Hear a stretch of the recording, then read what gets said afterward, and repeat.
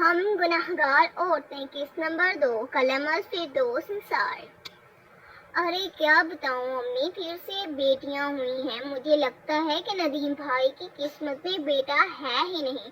سارا بیگم نے نخوت سے کہا۔ وہ اس وقت گھر واپس آ چکی تھیں اور اپنی والدہ سے بات کر رہی تھی اور فون پر اپنی والدہ کو ساری صورتحال بتا رہی تھی کہ کس طرح مہرین بیگم نے اس بار بھی 2 جڑواں بیٹیوں کو پیدا کیا ہے۔ ہائے رے کل موہی نہیں کی، کیا ہو جاتا اگر بیچارے ندیم کو ایک بیٹا دے دیتی، چلو اس کا سہارا ہو جاتا۔ اب دیکھو نا، تمہارے بھی 2 بیٹے ہیں، رفیق کے تو 4 بیٹے ہیں اور حارث کو بھی اللہ نے بیٹا دے دیا ہے، لیکن بیچارہ ندیم، ہائے رے بیچارے کی قسمت میں اولاد نرینہ ہے ہی نہیں۔ 4 بوجھ رکھتی ہے بیچارے کے کندھوں پر، اب تو سر جھکا کر رہے گا۔ ویسے اچھا ہی ہے کہ اس کے بیٹا نہیں ہوا، اب یہ جائیداد 4 بھائیوں میں نہیں بلکہ 3 بھائیوں کی اولادوں میں تقسیم ہوگی۔ ارے بیٹیوں کو کون حصہ دیتا ہے؟ سائرہ بیگم کی اماں نے منہ بناتے ہوئے کہا۔ انہیں اس بات کی خوشی بھی تھی کہ ندیم کے بیٹا نہیں ہوا اور اس طرح جائیداد میں ان کے نواسوں کو زیادہ حصہ ملے گا، کیونکہ ان کے مطابق جائیداد میں لڑکیوں کا کوئی حصہ نہیں ہوتا۔ ہائے اماں، میں تو خود یہی دعا کر رہی تھی کہ اللہ اس بار بھی انہیں بیٹیاں ہی دے، اور دیکھو میری دعا قبول ہو گئی، اللہ نے اس بار بھی انہیں بیٹیاں دی ہیں، ورنہ خواہ مخواہ بزنس کے 30% شیئرز ان کے نام کرنا پڑتے۔ چلو اچھا ہوا، اب وہ شیئرز بھی ہمارے بچوں میں تقسیم ہوں گے، اور ویسے بھی بیٹیاں تو پرائی ہوتی ہیں، دوسرے گھر جانا ہوتا ہے، ان کا جائیداد میں کیا کام؟ سائرہ بیگم نے ہنستے ہوئے اپنے دل کی اصل بات اپنی ماں کے گوش گزار کی اور کچھ دیر اور مزید یہ باتوں کا سلسلہ چلتا رہا، جبکہ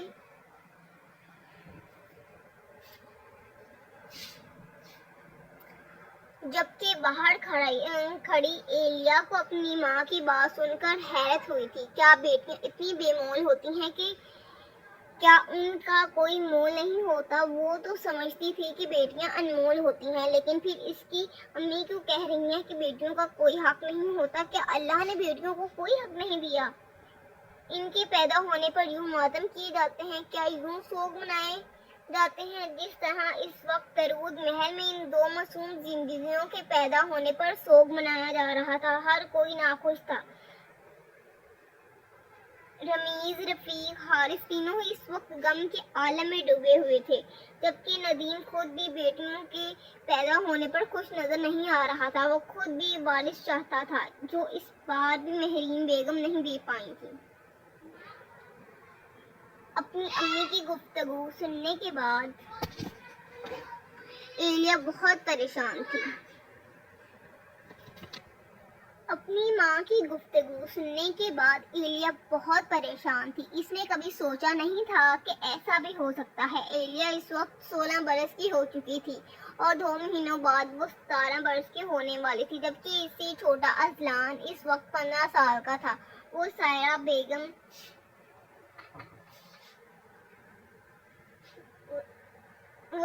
بیگم کی بیٹی تھی۔ سائرہ بیگم رمیز قریشی کی بیوی تھی، جو کہ سلیمان احمد قریشی کے سب سے بڑے بیٹے تھے۔ سلیمان احمد قریشی کے 4 بیٹے تھے۔ سب سے بڑا بیٹا رمیز، جو کہ سائرہ بیگم کے شوہر تھے، اور آگے ان کے 3 بچے، بڑا بیٹا ارحم، اس سے چھوٹی ایلیا نور اور ان سے چھوٹا اذلان، جبکہ دوسرے نمبر پر رفیق صاحب تھے، جو کہ فوزیہ بیگم کے شوہر تھے۔ ان کے 4 بیٹے تھے، بڑا بیٹا ایان، اس سے چھوٹا زین اور اس سے چھوٹا اذان۔ تیسرے نمبر پر سلیمان صاحب کی صاحبزادے ندیم قریشی تھے، جن کی بیوی مہرین بیگم تھی۔ ان کی 4 بیٹیاں تھیں۔ بڑی بیٹی زینب نور، جو کہ اذلان کی ہم عمر تھی، اس سے چھوٹی بیٹی نور فاطمہ، جو اس وقت 12 برس کی تھی، اس سے چھوٹی سیرت نور اور انوشے نور، جو کہ ابھی اس دنیا میں آئی تھی، اور دونوں جڑواں بہنیں تھیں۔ سلیمان احمد قریشی کا سب سے چھوٹا بیٹا حارث قریشی تھا، جس کا ایک ہی بیٹا تھا، جس کا نام حازم قریشی تھا، جو نور فاطمہ سے 2 سال چھوٹا تھا۔ سلیمان صاحب کی بیگم ملکہ نور 4 بیٹوں کو اس دنیا میں لائی تھی، اور سلیمان احمد قریشی کو اسی بات کا غرور تھا کہ ان کی اولاد میں کوئی بیٹی نہیں ہے، بلکہ وہ 4 बेटों के बाप हैं और इनकी सारी जिंदगी इसी गरूर में निकल चुकी थी, जबकि यही सोच इनके चारों बेटों की थी, जो बेटों को फौकियत देते थे और बेटी के आने पर दरूद महल में हर तरफ सफ़े मातम बिछ जाता था, जैसे कोई अनहोनी हो गई हो। सोगवार माहौल ऐसे जैसे कोई इस दुनिया से चला गया हो। बेटे की आमद पर ऐसे सोग मनाया जाता था जैसे बेटी नहीं दज्जाल खुद इनके घर पैदा हो गया हो। हत्ता कि कुरान पाक में सूरत तकवीर में अल्लाह ताला इरशाद फरमाते हैं, और जब जिंदा दफन की गई बच्ची से पूछा जाएगा कि इसे किस गुनाह की वजह से कत्ल किया गया, इसका मतलब तो ये हुआ कि बेटियां पैदा होना कोई गुनाह नहीं है, ये तो अल्लाह की रहमत है। हाँ, एलिया ने तो यही पढ़ा था और यही सुना है।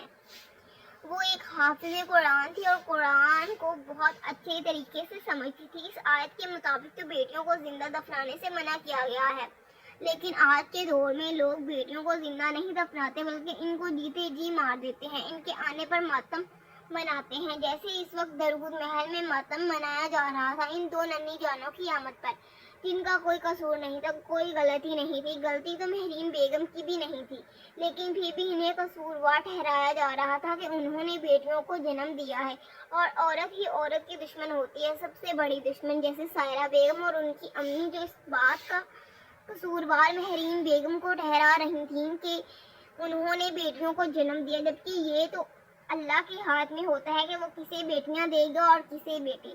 लेकिन अफसोस कुछ जाहिल लोग इस बात को नहीं समझते, जैसे सायरा बेगम और उनकी अम्मी और घर के बाकी अफराद। इसीलिए तो कहा जाता है कि औरतें गुनाहगार होती हैं, बेटियां पैदा कर दें तो गुनाहगार, और इसके बाद बेटी के पैदा होने पर मातम मनाती हुई गुनाहगार औरतें, जैसे सायरा बेगम और इनकी अम्मी। सो गाइस, ये थी हमारे हम गुनाहगार औरतें की एपिसोड नंबर 2, जिसमें क्लियरली एक्सप्लेन किया गया है कि औरतें किस किस तरीके से गुनाहगार होती हैं, और नेक्स्ट एपिसोड में मज़ीद इसके हवाले से बताया जाएगा। और आपने ये स्टोरी जो नॉवल है इसको पूरा कंप्लीट पढ़ना है, इस पे रिव्यू आपने ज़रूर देना है। आप लोग इस वक्त ये समझने हैं कि आप लोग जज हैं, और मैं अपना जो भी लिख रही हूँ, जो भी स्टोरी लिख रही हूँ, वो मैं आप लोगों के पास सबमिट करवा रही हूँ, और आपने इसकी मुझे जजमेंट देनी है कि आपको नॉवल पसंद आया, मेरी कौन कौन सी गलतियाँ थी, ताकि मैं करेक्शन कर सकूँ और बेहतर से बेहतरीन लिख सकूँ। तो आप लोगों ने इस वीडियो को लाइक करना है। अगर आप लोगों को वीडियो ज़रा से भी पसंद है, कमेंट सेक्शन में आपने अपनी कीमती राय का इजहार करते हुए जजमेंट देनी है कि नॉवल कैसा था, इसको रिव्यू करना है आपने कि मैंने कैसा लिखा है, कोई कौन कौन सी गलती थी, कहाँ कहाँ पे मुझे मज़ीद काम करने की ज़रूरत है, ये सारी चीज़ें आप लोगों ने मुझे बतानी है। मैं आप लोगों के रिस्पॉन्स का वेट करूंगी। आप लोगों ने इस वीडियो पे ज़रूर रिस्पॉन्स करना है। पूरे नॉवल पे मुझे आप लोगों का बहुत अच्छा रिस्पॉन्स चाहिए, मीन्स कि आप लोगों ने मुझे इस पे बहुत रिव्यू देना है, गलतियाँ बतानी है, सीन्स का बताना है, जो आप लोगों को लगा कि ये सीन ऐसे नहीं ऐसे होना चाहिए था, वो चीज़ आप लोगों ने मुझे बतानी है। सो यही रिक्वेस्ट है कि आप लोग वीडियो को लाइक करें, चैनल को सब्सक्राइब कर लें, ताकि आप लोग नेक्स्ट एपिसोड जो है वो आप लोगों को मिल सके। बेल आइकन को प्रेस करें, उसका नोटिफिकेशन आप लोगों को मिलेगा, फिर आप उसको नेक्स्ट को रीड करिएगा, फिर मुझे बताइएगा, गाइडेंस दीजिएगा कि आप लोगों को एपिसोड कैसी लगी, मैं कैसा लिख रही हूँ, आप लोगों को पसंद आ रहा है नहीं आ रहा है, कहाँ कहाँ पे मुझे मज़ीद इसको बेहतर बनाने की ज़रूरत है, कहाँ कहाँ पे मेरी गलती थी और मैं किस तरह उसे मज़ीद बेहतर कर सकती हूँ, और आने वाले दिनों में आप लोगों के लिए इससे भी ज़्यादा बेहतर लिख सकती हूँ। सो मिलते हैं नेक्स्ट एपिसोड में, तब तक अपना ख्याल रखें, दुआओं में याद रखें। अल्लाह हाफिज़।